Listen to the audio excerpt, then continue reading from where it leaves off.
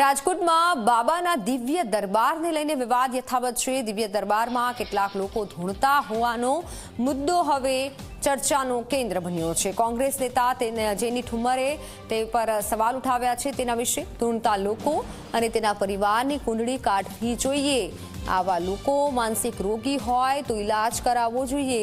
જો ઢોંગી હોય તો તેની સામે પોલીસ ફરિયાદ થવી જોઈએ। જેની ઠુમ્મરનું આ કહેવું છે। પોસ્ટના માધ્યમથી તેઓએ જણાવ્યું છે આવા લોકો માનસિક રોગી હોય તો ઇલાજ કરાવવો જોઈએ।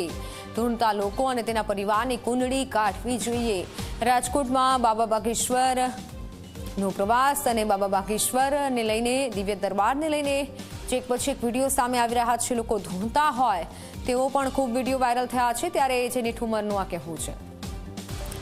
ઓનલાઈન પર સંવાદદાતા ગૌરવ દવે જોડાઈ ચૂક્યા છે। જી ગૌરવ, એક બાદ એક જે વિડીયો સામે આવી રહ્યા છે લોકો ધૂણતા હોય અને હવે કોંગ્રેસ તરફથી પણ નિવેદન સામે આવી રહ્યા છે। ચોક્કસ જ રાજકોટની અંદર જે દિવ્ય દરબાર યોજવામાં આવ્યો હતો ને ધીરેન્દ્ર શાસ્ત્રીએ કેટલાક લોકોને ધૂણાવ્યા હતા, તેને લઈને હવે કોંગ્રેસના નેતા જેની ઠુમ્મર છે કે તે પણ આ વિવાદની અંદર ઝંપલાવ્યું છે। જે લોકો ધૂણતા હતા તેની અને તેના પરિવારની કુંડળી કાઢવી જોઈએ તે પ્રકારની વાત કરવામાં આવી છે। આવા લોકો માનસિક રોગી હોય તો તેનો ઇલાજ છે તે કરવો જોઈએ। જો ઢોંગી હોય તો તેની સામે પોલીસ ફરિયાદ કરવી જોઈએ તે પ્રકારની વાત છે તે કરી છે। ભૂત કેમ ત્યારે જ બહાર આવ્યા તેને લઈને પણ તેને સવાલ છે તે ઉઠાવ્યા છે।